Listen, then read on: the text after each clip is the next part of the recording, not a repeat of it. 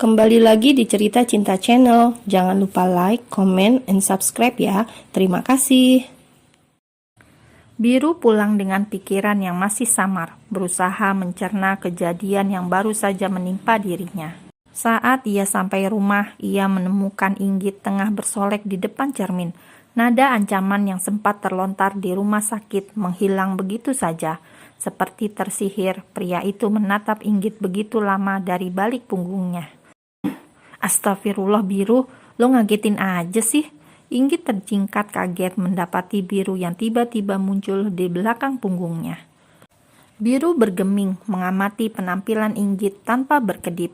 Pria itu tidak menyadari tindakannya membuat Inggit merasa risih. "Apa lo lihat-lihat?" tegurnya sengit. Biru terkesiap kaget, memutar otak untuk menyangkalnya.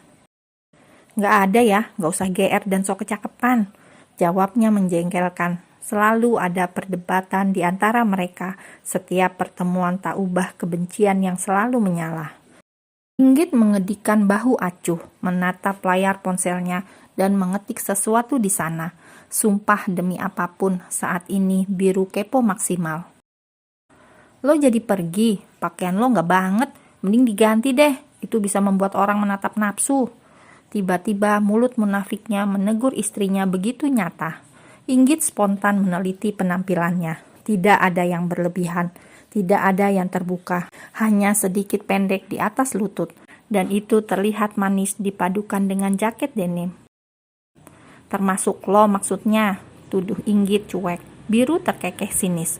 "Pede banget sih jadi orang, gue gak doyan sama lo, gak usah khawatir lah." Sanggahnya cepat penuh ejekan. "Bagus deh, soalnya gue juga gak minat sama lo," jawab Inggit sengit, menyambar sling bag yang teronggok di atas ranjang dan segera meninggalkan ruangan. Satu ruangan dengan Biru selalu membuat frekuensi emosinya tidak stabil dan memicu pertengkaran yang cukup menguras energi. "Git, gue bilang ganti, ya ganti." Biru mengekor Inggit yang berjalan keluar kamar, menarik gadis itu dan membawanya ke kamar. "Apaan sih, maksa banget jadi orang? Ini tuh udah pas, lagian lo tuh aneh. Gue mau pakai baju kayak apa juga terserah gue. Kenapa lo yang jadi repot?" omelnya ketus. "Lo tuh kalau dibilangin ngeyel banget sih. Gue cuma ingetin lo, di luar sana banyak cowok yang gak bener. Lo mau tubuh lo jadi santapan mata banyak orang?" Biru mendadak kesal karena istrinya semakin pembangkang dan ngeyelan. "Kok lo ngatur gue sih? Hello, apanya yang berlebihan Biru? Lo gak jelas banget tau gak? Minggir, gue mau lewat." tepis Inggit kesal. "Enggak, pokoknya kalau gak ganti gak boleh keluar, terserah." Biru menghadang Inggit menghalangi jalan. "Lo emang gak jelas jadi cowok, rese, ngeselin, bikin bete." Kesal Inggit dongkol sekali. Sebentar lagi bahkan ia akan berangkat. Malah ada gangguan menghadang. "Iya, gue ganti, puas," jawab Inggit akhirnya mengalah. Daripada gagal pergi, lebih baik gadis itu menurut. "Terus ngapain masih di sini? Sana keluar, gue mau ganti," usirnya ketus. "Iya, gue keluar, sans dong. Siapa juga yang mau liatin lo ganti pakaian?" "Awas, jangan ngintip." Inggit menutup pintu sedikit keras, sekalian menumpahkan kekesalannya yang begitu nyata. "Tuh orang gak jelas banget sih, pendek juga masih wajar. Ngomel mulu, protes mulu kerjaannya. Dasar si batu sialan." Inggit menggerutu sepanjang di kamar. Dengan malas gadis itu mengganti setelan outfitnya.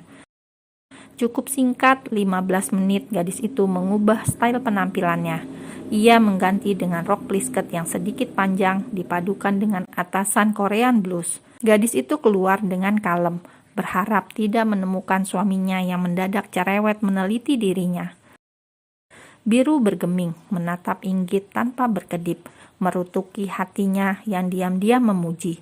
Mulutnya kali ini benar-benar berdusta, tak mampu menyembunyikan rasa kagumnya. "Apa?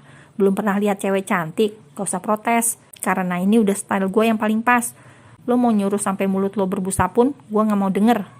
Jelas gadis itu menatap Biru sengit, syarat akan permusuhan. Biru bergeming dengan cengiran di hatinya. Sepertinya tidak ada hal yang menarik dalam hidupnya selain membuat kejailan terhadap istrinya. Ia tersenyum melihat Inggit yang mondar-mandir gak jelas. Katanya mau berangkat, kok belum pergi? Selorohnya. Ini jelas ledekan paling menyebalkan sepanjang seatap. Lo lihat sepatu gue nggak? Lo sengaja umpetin kan? Tuduh Inggit to the point. Kurang kerjaan banget ngumpetin sepatu lo. Sarah naro kale. Jawab pria itu cuek. Gak mungkin lah salah naruh. Udah jelas-jelas tuh di sini, di depan pintu sini gue taruh. Mana? Lo sengaja kan ngerjain gue? Gak usah asal nuduh, mana tahu lo lupa. Biru malah rebahan di sofa tanpa dosa. Biru, di rumah ini cuma ada kita berdua. Artinya kalau barang-barang gue ada yang hilang, itu pasti ulah lo. Lo yang nyolong kan? Balikin gak? Nada bicara Inggit sudah naik beberapa oktav, memekik dengan keras di depan pria yang terlihat teramat santai itu. Gak percaya ya sudah, ribet amat jadi orang. Jawab Biru cuek meninggalkan Inggit di ruang tengah dalam kebingungan. Biru masuk kamar dan melesat ke kamar mandi. Ia menyalakan keran air dan tertawa puas tanpa dosa. Syukurin gak jadi pergi, enak aja jalan sama cowok lain. Kok gue seneng kalau Inggit gak jadi pergi? Ada apa dengan otak gue? Inggit masih menggerutu. Ia bersumpah akan membalas bila benar ini perbuatan Biru. Bisa-bisanya itu orang rese dan tak berperi kemanusiaan. Apa motif dari semua ini? Sepertinya pria itu memang senang melihat Inggit yang uring-uringan. Gadis itu terus mencari sepatu yang sudah disiapkan. Itu sepatu kesayangannya. Ada banyak sepatu yang lainnya. Tapi Inggit sudah memilih sepatu yang ingin dipakai. Tiba hilang, rasanya jadi kesal sendiri. Inggit berjalan gontai ke belakang, mengambil minum dan menetralkan emosi jiwa yang melanda. Ia memberi pesan untuk Ares bahwa dirinya sedikit terlambat, sebab ada sesuatu yang harus diselesaikan. Mereka sudah mengatur waktu untuk bertemu di tempat yang telah disepakati. Biru! Inggit memekik kesal, menemukan sepatu dirinya sudah berada di dalam ember berisi air. Ia mengangkat sepatu tersebut dan sudah basah. Astagfirullah, Inggit mengelus dadanya dramatis. Ingin sekali membalas dengan menjambak dan mencakar muka tampannya yang teramat menyebalkan itu. Gadis itu membuka pintu dengan kasar dan melempar sepatu miliknya yang basah ke tubuh pria yang baru selesai mandi itu. Au, sakit Git. Desis Biru mengaduh. Tubuh polosnya tertimpuk sepatu yang lumayan keras.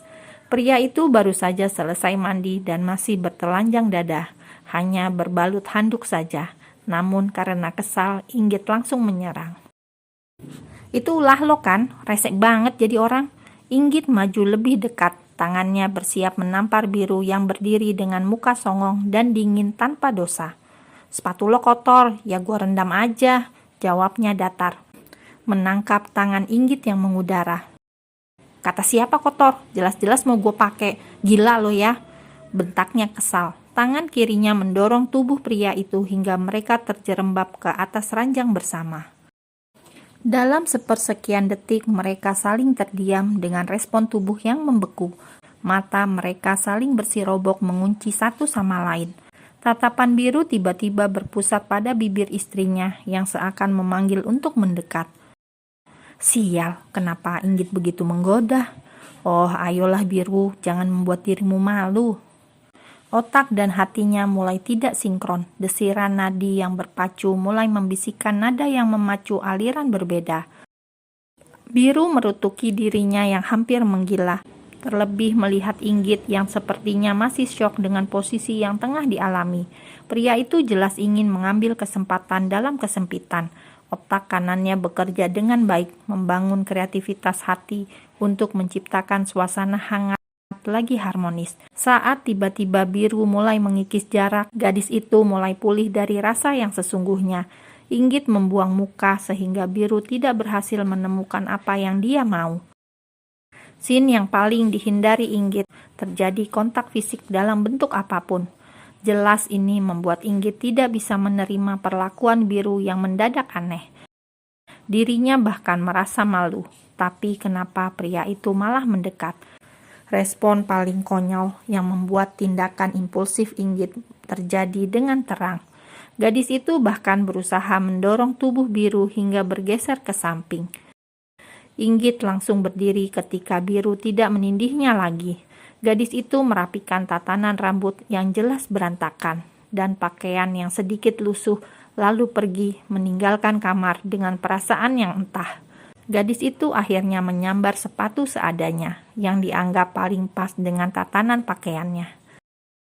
Inggit melangkah gontai, meninggalkan rumah dengan mengatur degup jantungnya yang masih tidak baik-baik saja. Berdekatan dengan Biru kadang membuat gadis itu bingung cara menyikapi itu. Langkahnya terhenti tepat di samping motor Biru yang terparkir rapi. Otak cerdasnya berfungsi dengan lihai tanpa harus dibantah. Perempuan itu mengulum senyum, membayangkan Biru yang uring-uringan. Sementara Biru masih terdiam di atas ranjang dengan tubuh terlentang dan mata terpejam. Pria itu berusaha menyelami hatinya yang mulai goyah. Setelah melakukan mandi season 2, pria itu segera bersiap dan melangkah keluar rumah. Ia cukup syok menemukan motor kesayangannya itu tidak baik-baik saja. Inggit, pekiknya cukup membuat burung-burung yang sedang bertengger berterbangan kaget. Biru menendang bannya yang kempes dengan sepatu mahalnya.